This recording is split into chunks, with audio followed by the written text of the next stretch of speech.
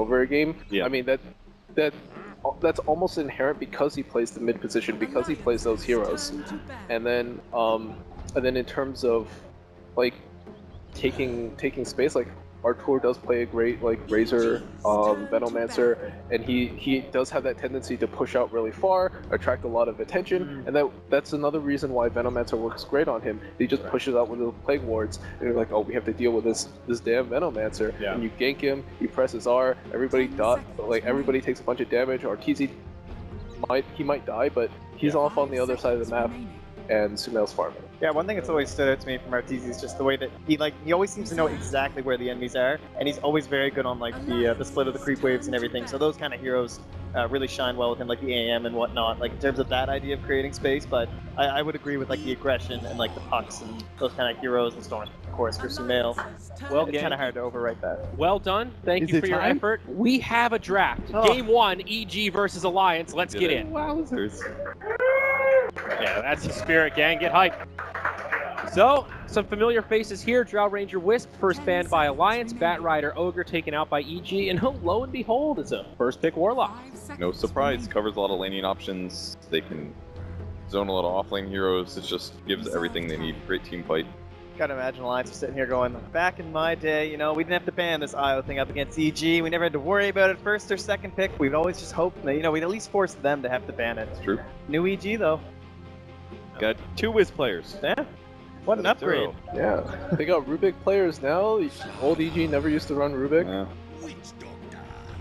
Lardar Witch Doctor. But do they help? Alliance, they love synergy in all of their drafts, and you can see with the first 2 picks. Witch Doctor ulti, physical damage, Slardar ulti, increases physical damage done. So I like the 2 that they opened with. They'll probably do another more mix of physical damage, and obviously they're also on Dire, so gives them really fast, dead Roche. A couple things to digest here. Venomancer for Evil Geniuses. And this is actually the second Witch Doctor pick of the tournament. We saw Wings pick it up once earlier against NP, I believe, in that first pick, Witch Doctor Invoker. So a rarity, but no surprise from EG. We talked about the synergy with Warlock and Venomancer. Kind of a match made in heaven there. Yep, important to keep in mind that Slardar too. That could be for Loda, of course. Something we've seen numerous times, even lately from him, but also very historically, a hero that he looks towards. Always been more of a playmaking offlaner, or rather, you know, carry. He basically plays the offlane, rather, which could help out someone like Jonas too. Again, we haven't got to see too much interaction in this new iteration. I really like Veno versus Slardar, just because if you have enough Plague Ward set up, it should be able to interrupt Blink, things like that. Yeah. So I'm not sure if I'm sold on Slar as a carry, because I feel like it's more important for you to be able to get in and out of the fight repeatedly. It also limits your ability to get Armlet, because it's more scary to Armlet toggle when you get hit by something like Veno ulti with Poison Sting. Yeah. So, and I think that if you look at this iteration of Alliance, the thing was that Loda could space create for someone like Bulldog, who definitely played a lot more of a farming offlaner position. Jonas Sampan is a very aggressive offlaner. That's why he was so good on Axe, for example. It's because he was an active fighting core.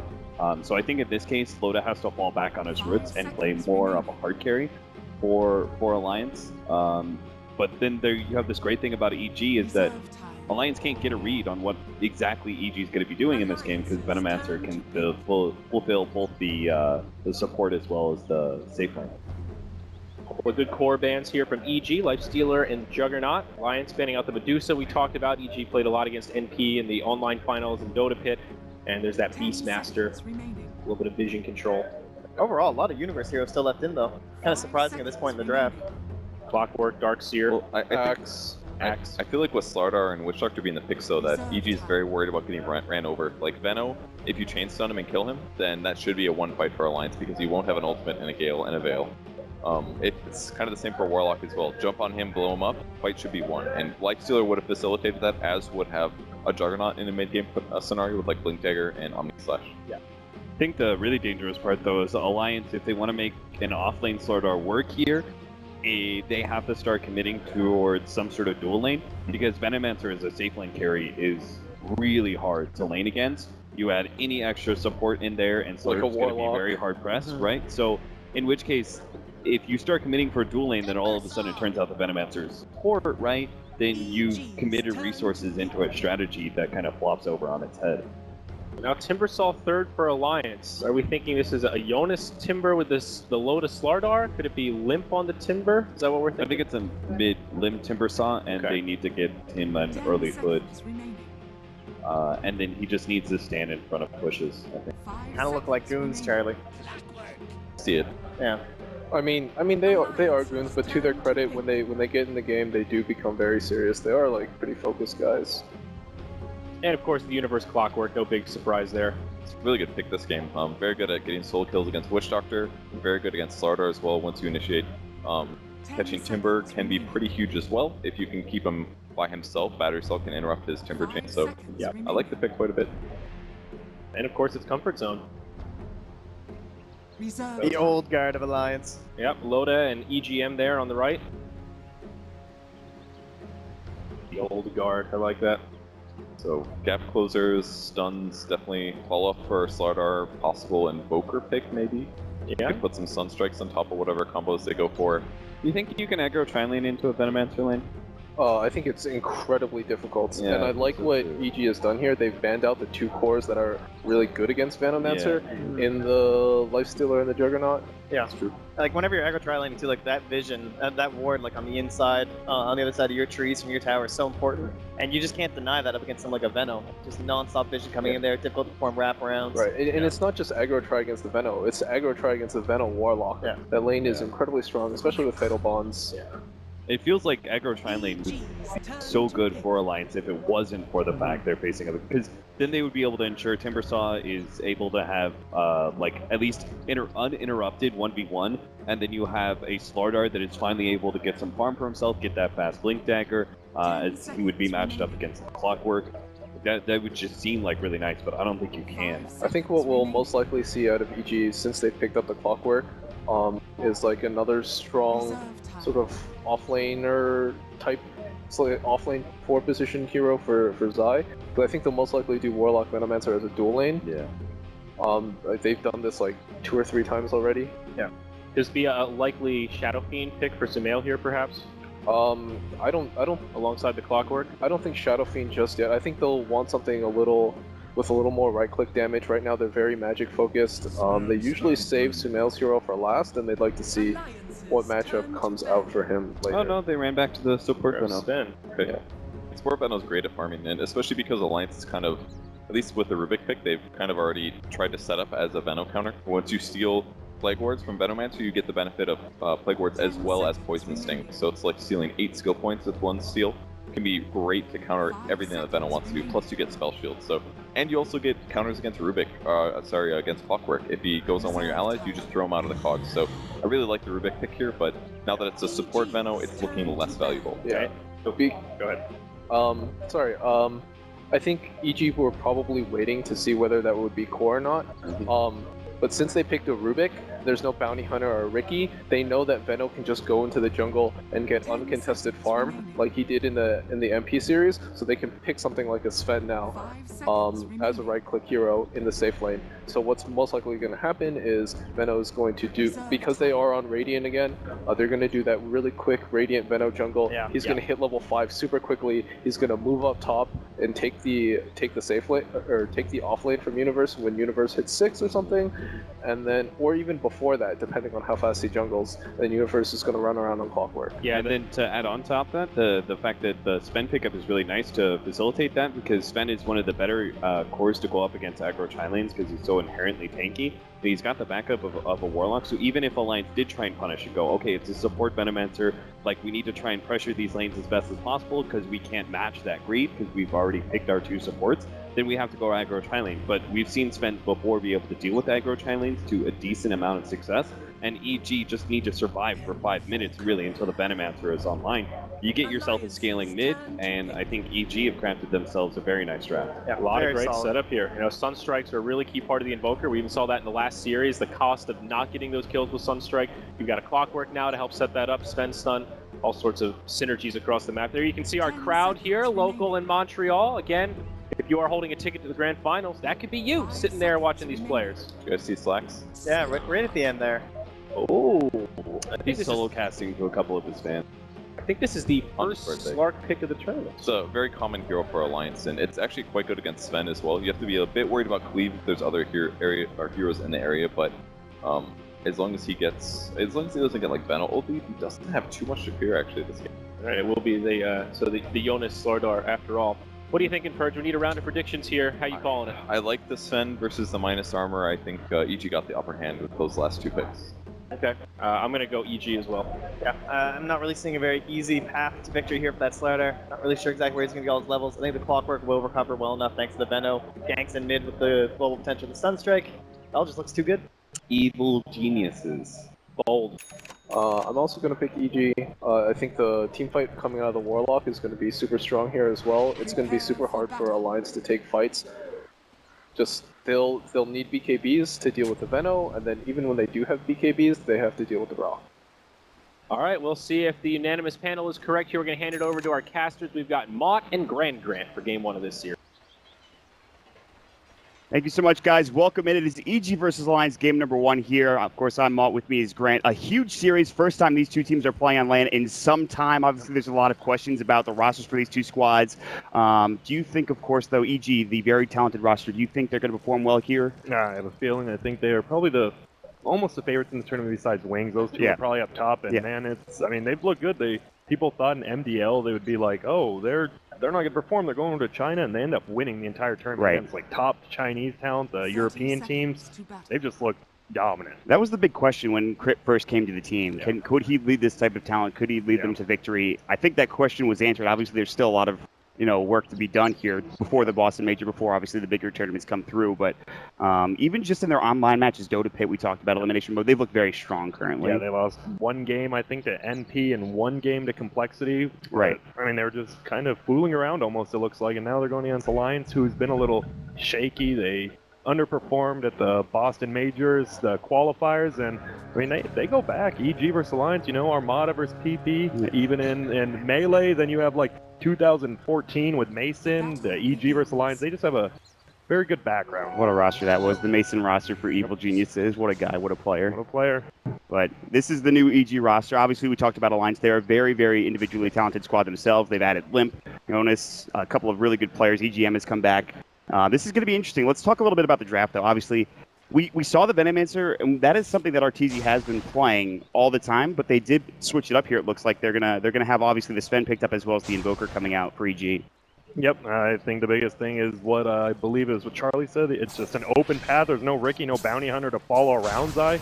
Now you can just jungle, get level 6 by like 4 minutes in if no one can test him. Look at all how these. quick it is, man. Yeah, this is ridiculous. The Plague Boards come out. He's going to be able to kill that Satyr Tormentor rather quickly. Not only that, but just this camp is gone, essentially. This is He has speedy. the other camp, and he'll have that next camp in 10 more seconds again. And he is an Iron Talon. Dear God. All right. It's just too quick. And then Sumail on Invoker. We forget he's probably been the best player in the world, I think, since MPL. Yes. He has not lost a lane. He is not dominant. There were 2 games for elimination mode that I had the pleasure of watching and casting, and he crushed it. He was Shadow Fiend, that hero's not considered one of the best. Yeah, absolutely. And then he did Jug Mid, where I don't think missed a CS. He played absolutely phenomenally. He had 1 or 2 mistakes in that game, which is it.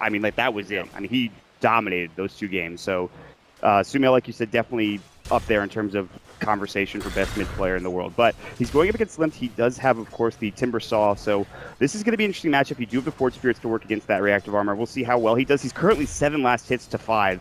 Very good start for Sumail in this mid lane. Yeah, he is. And all he has to do is harass Forge Spirits. Look at, he can get a solo kill if he hits a 6 Sunstrike. That's all you really need. Yeah.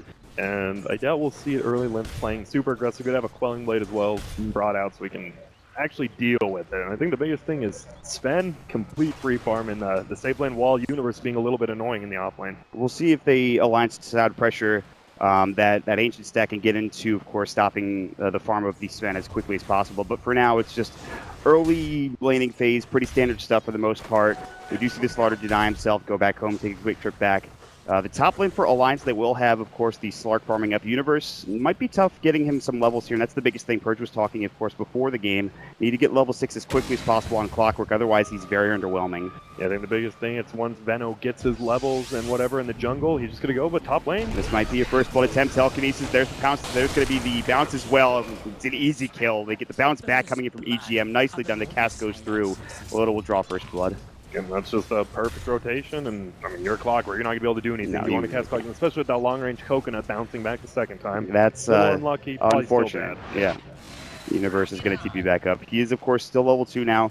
Last hit-wise, he's sitting only one last hit. 3, of course, denies going his way, but the Slardar on the other side should be doing pretty well. Another telekinesis go. There's the pounce up again. The Dark Pact will be there. Cask is ready. It should be Maldic. Good cog push back. Does he have the mana for it? EGM coming with a couple of right clicks. Universe might be able to make it, but no. The Fairy Fire. 2 more auto attacks. The Maldic will do the job. EGM is able to bring him down.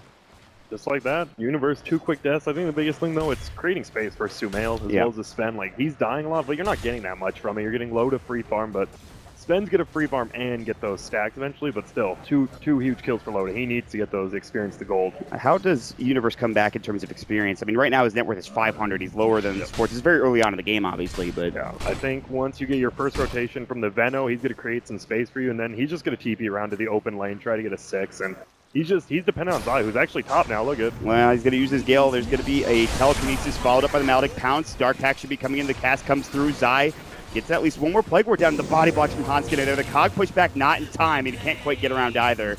So Zai will fall. Are they just underestimating 2 stuns and a pounce? Yeah, just running into him. They just ran right through the lane, which was an odd path to take. That's a huge kill because that was a level 5 Veno, so they get tons of experience and gold from it. How much? I'm wondering what the Slark is. He's got a couple of assists. I think he got maybe 1 or 2 of those kills as well. So Loda's doing very well. 2 kills, 1 assist. He's up to almost 900 gold right now. Should be farming pretty well on top of all that. Yep, he is. He's still quite a bit behind the Sven. Sven has, I think, missed 1 creep out of this, and that's the one thing. At least Universe, he fed away 2 kills, but he's still disrupting the farm reasonably well.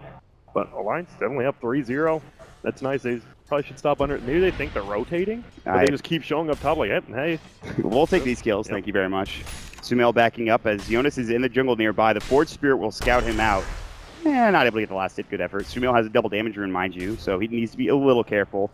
But like you mentioned, Sven down in the bottom lane with plenty of farm. 36 last hits. Up top, there will be another rotation. This time it's 3 heroes. They even rotate the Warlock up. Universe nearby. The Gale not going to connect. Loda's able to get out in time. Yep. He got it on the catapult. Yeah, he went for it. I mean, you're a little bit down. I mean, if you hit that Gale, you get a cog. Maybe you stop his pounce, and then it's a free kill that way. Yeah. All right, well, so far, I mean, yes, you are shutting down Universe, but he's getting help top now. Experience won't come easy for that offlane Clockwork. They leave Sven alone, which does... you see the rotation already from the Rubik. He already rotated down bottom. They couldn't find anything. The Sven was able to back away after pushing the wave underneath the tower. I think the biggest thing, no stacks at the Ancients yet for the Sven. He's getting a Helmet Dominator so he can do it for himself once he does get it. And he's just going to do stuff himself. He's like, oh, you guys can help top lane. He's struggling a little bit in middle lane, a possible gank. Yeah, Sumail.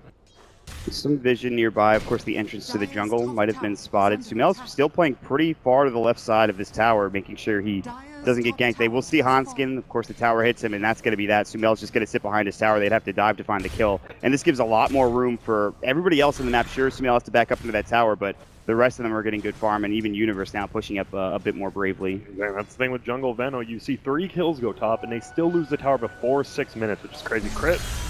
Chakram not going to connect from Limp. He had a guess. Of course, there was no vision on that high ground. He thought he was going to go towards the Ancient Stack. Instead, he goes towards the Secret Shop. They can't get the cask off either. It was very close. Good attempt from Alliance. Meanwhile, Loda now actually alone top, so starting to miss out on some CS. Not the worst thing in the world considering he already has 31. He's playing very carefully, understandably so.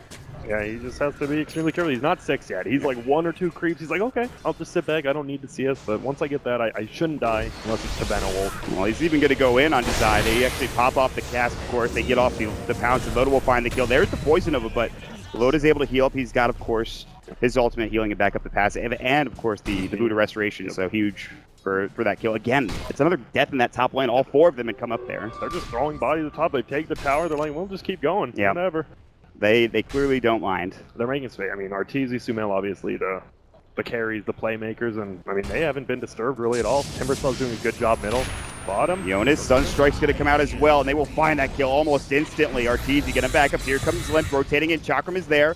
Hanskin maybe looking for a telekinesis, can't find anything. They'll back up. Hanskin was very patient with that, and just like that, his Slaughter just dies in front of him. Yeah, exactly. And that just shows Fatal Bonds too. They wanted to commit onto Arteezy, but they both got Fatal Bonds. They're like, well, we can't go after him now. We have to scoot back. And I think that's the biggest thing of Warlock's Resurgence. People used to think, oh, he just has 1 good cooldown, his ulti, and now I mean, Fatal Bonds is like one of the best skills in the game, especially with a Venomancer. And it's not just that. I think Shadow Word too. I mean, even upheaval, like all of his abilities, it just makes him insanely good. First of all, realize. First day, I don't think there was not a game where he wasn't picked, if that makes any sense. Yeah. The first game he got picked, I think, every game. It was, I'm pretty sure I saw every game. So that's kind of ridiculous. I think there was one game earlier today where he wasn't picked in the Complexity series, I believe. But still, this is a very popular hero, and you're seeing why. Well, Sven just farming some stacks in jungle.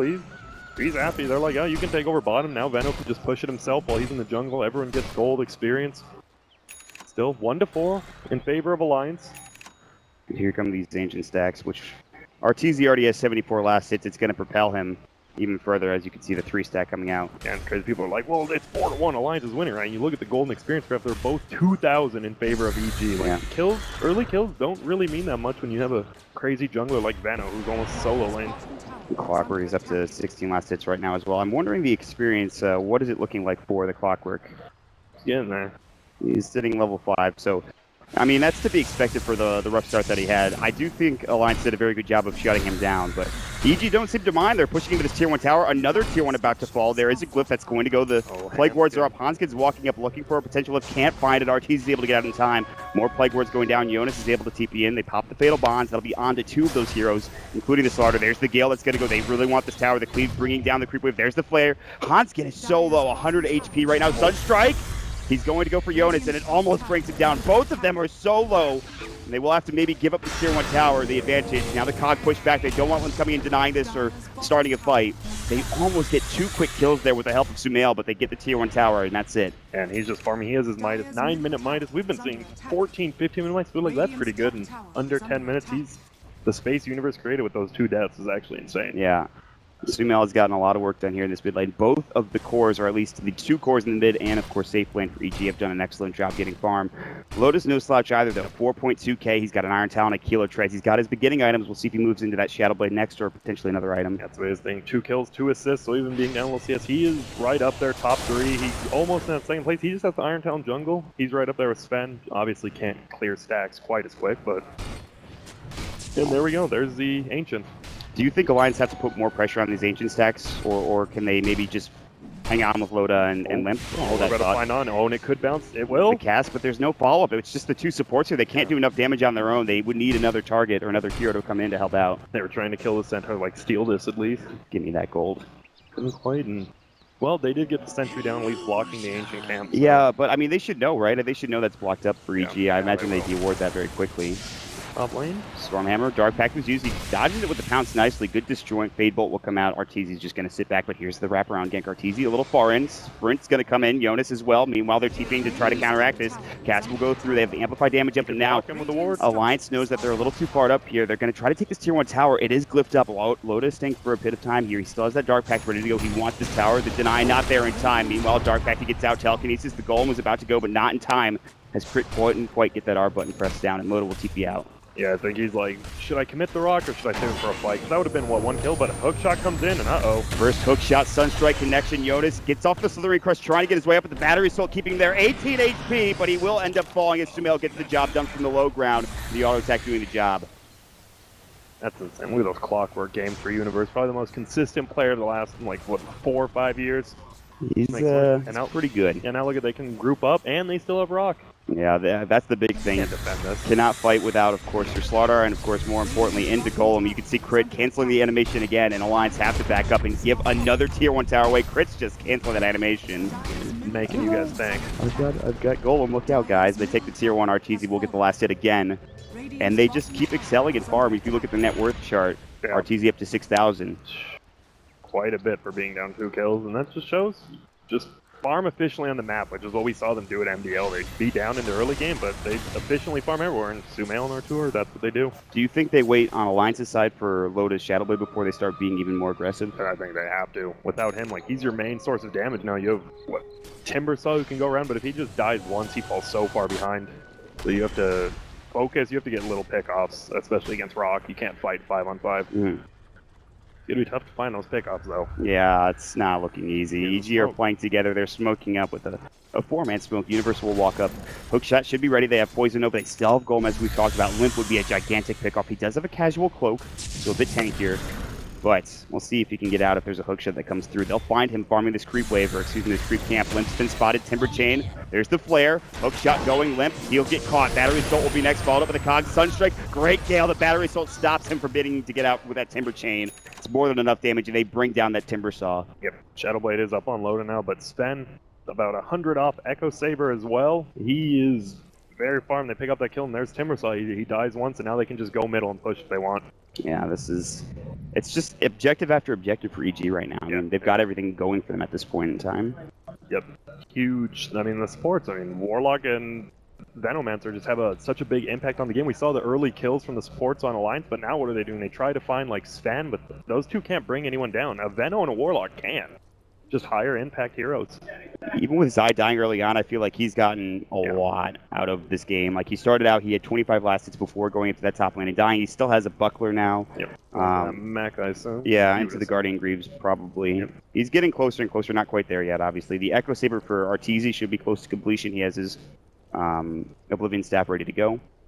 I mean, they have all the items they need right now, and Alliance are just trying to hold on. And that death, that Limp death, really puts them in a precarious position. Yep. And now, actually, Sumail has Boots of Travel on the Chicken, so he can be involved in any fight. Echo Saber on the Chicken as well. They just, dear God, we're just getting insane amounts of items at 13 minutes. Yeah. Does he... This is a pretty good showing from Sumail currently. Sven pick was so good. How does the Slark do damage? I mean, Warcry just comes out. You just do nothing to all of them. I think you have to have amp damage on the target that you're going on. I feel like the Slot are... Obviously, Blink Dagger's not quite there yet, I don't believe anyway. So they could use some form of initiation. If they can blow up these supports, I feel like Alliance might be in a good position, but... Exactly, you have to try to find the bat crit. Still doesn't use Drock, hasn't had to. Like, all he has to do is just get a Fatal Bonds. Like, he doesn't have to get Rock, just Fatal Bonds, and then if Zai gets an ult up, you're in a lot of trouble. And this is where it's going to get difficult. Tier 2 tower mid being assaulted very early on in this game, 13 minutes in. And they might be able to just take this freely. It doesn't look like Alliance are posturing themselves in a position to defend this. And it's just going to go down rather quickly. Yeah, he doesn't have to use God Things. It's level 2 now, and oh boy. You just can't fight into them. You legitimately cannot fight when they're 5. I mean, what can they do? They don't have the initiation yet. With the Shadowblade, maybe they have something to work with. Yep. It's not like they have Infest Bombs with an Aches or anything to find some quick pickoffs on supports. Yeah, they have to go back to old lines with their old lineup. They just have to split push. If EG's 5-manning a lane, you have to push the other 2 lanes. You have to farm up and try to get an advantage. Well, how good is the split push for Alliance in this particular matchup? I would say not that great, but you just have to be farming the lanes. You have to always carry TP, farm the lane, TP back if they're going to threaten your base, or if you see them get back so you don't get caught, and you just have to try to out-efficiency them. It's going to be a tough test for Alliance. Net worth-wise, we can check the graph quickly. They're only down about, well, I say only, 7,500 at 14 minutes in is a pretty considerable number. Experience-wise, it's 3,000, a little bit more manageable for Alliance's squad. I think this goes to show how good Arteezy playing Ven on his stream the whole time. You kind of look for him, and then they don't pick anything that can counter the jungle Ven, and you're in trouble. Yeah, that was a smart draft so far from EG, but Alliance, they're setting up for a gank top lane. This could be huge for them if they can find Sumail. They're coming around, they're wrapping up and looking for some potential initiation. Sumail very close to the tree line, knows that he can get caught out here rather easily. Here comes Hanskin, they need a telekinesis, but Sumail rather quick, of course, with the boots of travel. No even Wex used. Now he pops it off the extra move speed. They might not be able to catch him here, however, EGM nearby. The cast will just bounce through. They do get the spell steal, it's Forge Spirits, but they break off pursuit because guess what? Everyone from EG is coming in. The Sunstrike finds it beautifully. Oh man, Sumail just finds another easy pickoff, and now it's top tier 2 time. That was perfect. Max Rocket from Universe gives him that vision. He just Sunstrikes while he's running back. That's all you need to do. And now they just, look at that, right into a tower. And the alacrity on Arteezy as well. Even with the 1 point in Wex, they are doing some serious damage. Forge Spirits, of course, the Warcry making this creep wave tanky enough to take this tower down rather easily. Oh, good try the deny coming out, but not quite enough. They will TP down to the bottom lane for Sumail, and he has a Ewell's Boots of Travel, Midas, a Wand at 15 minutes. He's farmed, but the thing is, he's not the most farmed hero in the game. He's not, that's crazy. Loda is keeping up with them. He hasn't got picked off. He needs to... The problem is, as him, you want to get kills like this. It's just so hard versus 2 really farm people. EG feel like they're playing as 4 for the most part. Sumail maybe just doing his own thing from time to time. You look at where EG are situated now. Loda, he's doing well in terms of farm, but like you said, he needs to get those kills. He was looking for it bottom, but Sumail's able to back up. Hook shot mid. There's going to be Sunstrike as well, and Hanskin almost certainly dead. Not the easiest game Rubik here. This is rough. They just have so much vision. They have the vision here, the Clockwork shooting out. You have 2 global spells with the Clockwork Rocket and the Sunstrike. Like, what are you going to do? And now there's even more mobility. The Sven picks up his Blink Dagger at 16 minutes in. Helm of the Dom, Echo Saber, Blink Dagger for the Sven. Finally, Sumail will equip him in farm and net worth, but not by much. EG taking control of this map, dominating. Jonas flared up. No Blink Dagger. He has money for it. Needs to be careful. He will TP out. There's the Sunstrike, not on time. They don't have the hook shot ready to go either, as it was on cooldown, and that'll be that. He does get out and gets away. Yeah, and then Flardar has his Blink now. This is definitely when they need to try to pick someone off. Like, if they had that Blink earlier against the Invoker, that would have for sure been a kill. So, they just have to pick up a kill, and they're roshing right now. EG should take it pretty easily. Yeah. They're going to grab this, and Plague Wards will help out. Sumail's Alacrity, Arteezy. I don't think he used God Strength. Can't tell from this angle. Don't believe so. Yeah, actually, it looks like he did pop it. Yep. God Strength going, so it'll fall even quicker. Scan will come out. Dire used it so they know they're around this Roche vicinity. Looks like they're moving together as a team for Alliance. Not heading towards there just yet. Roshan has been taken. We'll see if Alliance want to try to take a fight or if they're just going to maybe push mid in, head to another lane, look for another hero. It looks like they're like, oh, I hope one of them, they know they're going to group of 5 now with the Aegis. They were hoping one person would come and farm middle. Unfortunately, all 5 go bottom for EG. They also are trying to take control of the Ancients and say, okay, listen, if Arteezy comes back here, we could try to gank him, but no such luck as all 5 EG heroes are down bottom lane, pressuring this tier 2 tower. And it's just all of the outer towers one by one. I mean, this isn't even that much of a push strat, but I guess with the Venomancer, with the Sven, with Sumail and the Invoker, it's more than enough to take down all of these towers. This is base, yeah. You can't. How are you going to fight into them? We're about to find out. This tier 2 tower trade's not going to happen for Alliance. They have to TP back, Jonas included. Everybody's starting to get positioned up for Alliance. They're pulling the creep wave with a Satyr Trickster as well. Give me that creep wave. Arteezy gets more money. Man. Just efficiency, honestly. Oh, yes, Dan. More. We still haven't seen a rock. This is one of those few times like, oh, we haven't seen a rock. Why are they losing? Like, oh, we haven't seen rock. How are they winning? Yeah, there's not been a single golem cast. There's been one Poison Nova, a couple of hook shots for Alliance's side. We've not really seen much out of them either. Limp's not really been involved in a fight. This is just pure efficiency from EG. They're taking control of the map as 5. They're moving together. They're taking all the objectives, everything they need. Now Limp does have his Bloodstone. They're getting some items. It's not bad. That's pretty good considering how this game has gone for Alliance. Hook shot and initiation all the way back line. They'll find one golem. Good cog push. They will find Limp. He's going to get battery salted. They even have the Blade Belt for Universe. Not even needed. Dead for 10. Of course, that Bloodstone already losing some charges. 6 seconds for him to respawn. Meanwhile, the Golem's doing some work. They used the Glyph. There's the Yule Scepter. That'll be onto Jonas. Should sell his Blink Initiation if he needs it pretty soon here. We'll see if he can find some sort of Slithering Crush. Another cog pushback. Loda can't even get in. There's the Mech Arteezy looking for Jonas. Cold Step. They blow him away. 38 seconds on the sideline. No buyback. Poison Nova included. Loda has to pop the Shadow Dance and peace out quickly. Loda cannot afford to die again. He's already lost his Bloodstone charges and he's down once more. These respawn times are so short, but it might not matter. Alliance have lost just about everything. Loda Shadow Bladed up on the front lines. EG don't give a damn. They're just pushing the racks, and they will take a 19-minute set of racks here down to this bottom lane, and it's not done yet. They're going to head straight for this tier 3 tower. We have an Aghanim now on the Invoker as well. We want to fly down. Who knows if they'll even get in time? They're just going to lose mid. This is a dominant performance by Evil Geniuses, looking to finish this game off early. They're backing off. Happy with what they've accomplished. Loda's looking for something, anything on the back lines. Universe is maybe going to be the one to get caught. Zai, they can't find a disable here. The Chakra Telekinesis, they'll find at least the one. It is a support, but it is a kill, and it will go the way of that Slark. Meanwhile, Jonas on the hunt. Can he find Crit? There's the TP, the Timber Chain. He's going to get out. Crit with the juke. Gets into the tree line, makes it away. Yep. One good thing, they do get the kill on Veno, and they do steal Plague Ward, so their uphill defense will be a little bit easier. I don't want to say easier. Will be a little less hard. Well, if they want to, and that's the biggest thing. Like Purge said, you get all 8 skill points. Yeah, Hanskin, that's one of the most important spells you could steal at this point in the game. But it's 20 minutes. They've lost a set of racks. They've lost the tier 3 mid. Slark is still doing the best that he can. Lotus sitting at 10,000 net worth.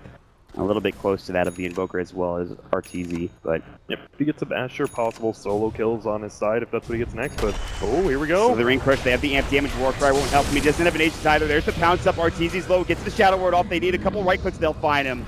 finally, a huge kill for Alliance. Can they get more off this Universe? Hook shot, and they'll try to at least push them back. Sunstrike Loda can't afford this. He'll fall. Deathward going as well. Can they do anything? The Tornado cancels it instantly. Move the Restoration on. Here comes Flip. Universe getting low, but he will help set up this kill on EGM. The Shadow Word's up. A couple more right clicks. They'll find a double for Sumail, and now it's time to back. Limp and Yodas cannot fight into Sumail, and even TPing out and getting home as quickly as possible. There we go. Max already has Max X-Lord. Sunstrike does insane amounts of damage and just picks them off. Loda from almost full health. But still, 2 good pickoffs. They get 2 kills. They lose 2 themselves, but obviously they get the net gain there. But I have a feeling they're not going to be scared to just push. EG might just push in top. We'll see. They have the Aegis only for a little while longer. That is a 15,000 net worth lead for EG at 21 minutes in the game. It's pretty insane. But if they can find a couple more pickoffs like that, perhaps get a jump onto Sumail, who will be losing that Aegis sooner rather than later, they could do something here. But again, they'll try to push top now, keep this wave pushed in. Mid actually going towards that tier 1 tower, but that's the problem. There is still that tier 1 tower towards mid, and they don't want any extra damage going out. You see EG, Sumail, and Crit TP. This tier 1 tower, they don't want to give it away for free. Yep, and they have the Crit, has had the gem for a bit. He's been de-warding everything, and what do you do? They're just going to out efficiency right now. See a smoke gank. We've seen out the Slardar blink. They can pick people off with Loda leading the way. Yeah, I mean... But they all left top, sorry. They all TP'd out. The Aegis is gone. Roche not for another 4 minutes or so. It looks like Loda's actually going for the BKB, not the Basher, so he just wants survivability. Be able to get in there and sustain. It feels like he has to go for that, but I don't know how much that's going to help this game. Wrap around, smoke gank potentially from EG in the jungle. This could be huge. Loda's out front currently. Hook shot, they find him. Universe. There's another jump into Stormhammer. Sunstrike not on point. The Shadow Dance will be out in time. He actually avoids the Gale as well. But here comes Sumail. Tornado comes through. Dark Accent at the last second. Loda popping it. Perfectly timed. Might have just been a bit lucky, but it's fortunate enough he's able to get away. That is huge. They needed to avoid that gank, and he does so. Yeah, that's the circular cogs, losing him 2 kills. He thinks he hooks right on, he casts it, and he still gets pushed away instead of going straight down, but oh my. Meatball, Limp, Cold Snap, Gale not connected, but there's the Deafening Blast with Stormhammer as well. Can they bring him down? He's rather tanky. Telekinesis, RTZ's gone too far, but Crit, counter-initiating, he drops the golem as well. Finally, RTZ able to get out. The Shadow Word's still there. They can maybe wait for him to heal back up with said ability and try to go back in. They already have the Force Spirits and a couple of Plague Lords doing the job for now. Loda, not been spotted on the side, looking for some sort of initiation. Needs a little bit of vision on RTZ. I think it just went away from the amp damage, and well, they know they can't go in because there is a gem on Crit. Yeah, this is a that tough slows situation. them down though, yeah, because they had to use Rock and 2 Force Deaths to save RTZ, and now they're just going to go back to farming and try to choke him out. I think if RTZ can find himself a BKB or an AC, wow, yeah, they could probably start pushing it faster. Yeah, they really do. I was like, well, you can go BKB and be safe about it, but he's going for the AC. He wants to be able to take down buildings rather quickly. Give himself some extra armor. There's the hook shot. They'll find Jonas, the Sunstrike as well. Battery assault. Almost certainly Jonas will fall. He does get Glimmer Cape and stays alive somehow. Meanwhile, they will pick up another kill. That'll be onto Hanskin. Limp trying to get out. Tornado. It's onto 2 beautifully. Stormhammer might be here from RTZ. There's the God Strength. Loda pops up the Shadow Dance. Poison above. And the Deafening Blast onto 2. Loda will fall. Limp is next with the God Strength. RTZ just cleaves down another one. They have to buy back on Loda at this point, but I think this might be it. The racks are down. 3 dead. They have a buyback for Limp, but I just don't know if there's anything Alliance could do here, Grant. It's insane. This is some of the cleanest play I think we've seen this tournament. Besides those, like those 3 deaths top that actually, made space for the other 2. This has been actually the cleanest game. Well, I guess we found our answer about what EG we would see here. They look pretty damn good at this point. It is only game number 1, but at 24 minutes in, they are hitting tier 4s and more than likely going to secure themselves the first game. Yep. Gonna push through. Not giving up yet is the line. We'll see. They have 1 more fight in them. All the ults down on EG. They gotta make something happen here. Force forward, Universe, they'll find EGM, and he's gonna get battery assaulted. He's barely surviving now, but that should be enough to bring him down. Crit will find that kill. On the backside, Loda looking for more. Limp, he's gonna get hooked on it. There's the Deafening Blast to clean him away. Loda's able to pounce out, get away from that ice wall. On the other side, Stormhammer, they found Hanskin, and there it is. GG. Yep, dude, that was actually sick. Universe Force Staff, the Witch Doctor himself forward and just cogged instantly. That was clean as it gets. That was an impressive display, to say the least. First game for Evil Geniuses, and they roll hard over Alliance. Yep, will be a game 2. They will have stuff to talk about. They're going to